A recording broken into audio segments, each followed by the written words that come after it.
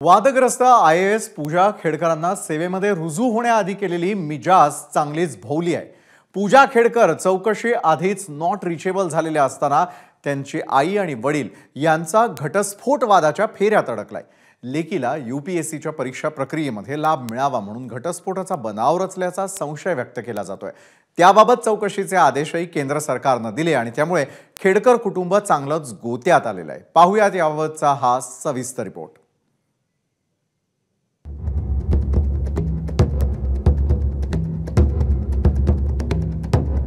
IAS होण्यासाठी पूजा खेडकरांचे अनेक जुगाड, कधी बनावट दिव्यांग प्रमाणपत्र,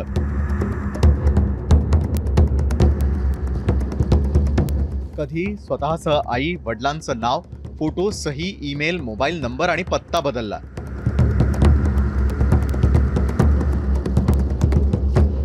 कधी बनावट रेशन कार्डसाठी कंपनीचा पत्ता। आता खेडकर कुटुंबाचा आणखी एक धक्कादायक कारनामा उघड झालाय। पूजा खेडकर यांनी IAS होण्यासाठी OBC आरक्षणाचा लाभ घेतला। त्यासाठी नॉन क्रिमिलियर सर्टिफिकेट सादर केलं होतं। त्यासाठी आई वडिलांचा घटस्फोट झाल्याचं पूजा खेडकरांनी सांगितलं होतं। अगदी मॉक इंटरव्ह्यू मध्येही पूजा खेडकरांनी हे जाहीर केल्याचं दिसतंय। पूजा, your father worked some bank or where? Your father? Sir, no, sir. He's a civil servant. Civil servant. Yes. But no salary, zero income. You have shown actually zero income. Your father. Sir, actually, my parents are separated, and I'm not much in contact with my father. So. मात्र आता पूजा यांचे आई वडील दिलीप खेडकर आणि मनोरमा खेडकर यांचा खरंच घटस्फोट झाला होता का, याचा तपास करण्याचे आदेश केंद्र सरकारने पुणे पोलिसांना दिले आहेत। दिलीप खेडकर आणि मनोरमा खेडकर यांच्यामध्ये 2010 साली घटस्फोट झाल्याचे पुरावे ABP माझाच्या हाती लागलेत। मात्र हा घटस्फोट फक्त नावापुरताच होता याचे पुरावे देखील ABP माझाकडे आहेत। त्यामुळे आपली मुलगी पूजा हिला OBC आरक्षणाचा लाभ घेता यावा आणि त्यासाठी आवश्यक असलेलं नॉन क्रिमिलियर सर्टिफिकेट मिळावं यासाठी घटस्फोटाचा हा बनाव रचल्याचं स्पष्ट होत आहे। दिलीप आणि मनोरमा खेडकरांचा 2009 मध्ये घटस्फोटाचा अर्ज, एकमेकांबद्दल तक्रार नव्हती, पोटगी मागितली नाही, मालमत्तेमध्ये हिस्साही मागितला नाही, 2 मुलांचा ताबा मनोरमा खेडकरांकडे राहील असं ठरलं। 25 जून 2010 फॅमिली कोर्टानं घटस्फोट दिल्याचं जाहीर केलं। घटस्फोट कागदोपत्रीच बाणेरमध्ये ओमदीप बंगल्यामध्ये एकत्र राहू लागले।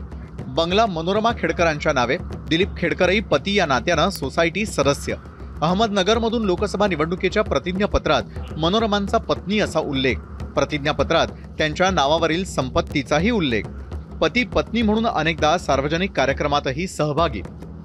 इलेक्शन कमिशनकडे दिलेलं हे बघितलं तुम्ही ॲफिडेव्हिट, तर त्याच्यात असं दिसतंय की त्या दोघांनी ॲफिडेव्हिट दिलंय, दोघांनी एकमेकांना पती पत्नी म्हणून तिथं दिलेलं आहे। 1995 ते 2005 या कालावधीमध्ये त्यांनी 1,60,000 स्क्वेअर फूट कमर्शियल जागा विकत घेतल्याचं त्यांच्या प्रतिज्ञापत्रात तारीखवार म्हटलेलं आहे। म्हणजे उत्पन्न होतं ते मोठ्या प्रमाणावर होतं, त्यामुळे त्या विभक्त असल्या तरीही त्या हे करायला पात्र नाही आहे नॉन क्रिमिलियर मिळायला।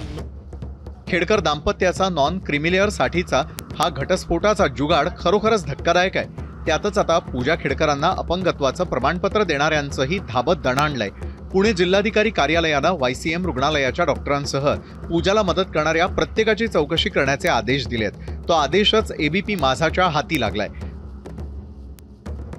YCM रुग्णालयानं पूजा खेडकरांना अपंगत्वाचं प्रमाणपत्र दिलं। याच प्रमाणपत्राच्या आधारे पूजाने केंद्रीय दिव्यांग विभागाकडनं अपंगत्वाचं प्रमाणपत्र मिळवलं। त्यामुळं या चौकशीला अधिकचं महत्त्व प्राप्त झालंय, कारण दिव्यांग कल्याण आयुक्तालयाने YCMच्या खोट्या प्रमाणपत्राच्या आधारे पूजा शासकीय सेवेत रुजू झाल्यात का अशी शंका उपस्थित केली आहे। त्यामुळं अपंगत्वाचं प्रमाणपत्र मिळवून देणाऱ्या डॉक्टरांसह मदत करणाऱ्या प्रत्येकाचे धाबे दणाणलेत। मात्र ज्या रुग्णालयानं हे प्रमाणपत्र दिलं त्याचे डीन नेमकं काय म्हणतायत तेही ऐका। हे जे प्रमाणपत्र दिलं गेलेलं ते 7% म्हणजे 7% दिलं गेलेलं आणि याचाच अर्थ असा होतो की त्या व्यक्तीचा जो काही क्लेम होता लोकोमोटर डिसॅबिलिटीचा तो आम्ही रिजेक्ट केलेला आहे. बेंचमार्क डिसॅबिलिटी ही 40%ची असते आणि 40% ज्या व्यक्तीला ती डिसॅबिलिटी त्यालाच फक्त ते फायदे मिळू शकतात. पूर्ण प्रक्रिया पारदर्शकरित्या जी काही केंद्र शासनाची नियमावली त्याच्यानुसार केलेली आहे आणि त्याच्यानुसारच त्यांची टक्केवारी 7% अशी आलेली. खेडकर कुटुंबाचे कारनामे रोज महाराष्ट्राला नवनवे धक्के देत आहेत. क्रीमी लेअर प्रमाणपत्रासाठी थेट आई वडिलांचा घटस्फोट दाखवणं हा तर या सगळ्यावरचा कळसच झालाय. फसवणुकीवरती फसवणूक करून दिशाभूल करणाऱ्या खेडकर कुटुंबाला आता कायदा काय अद्दल घडवतो हे पाहायचंय. मंदार गुंजारी आणि नजीम मुल्लासह ब्युरो रिपोर्ट, एबीपी माझा.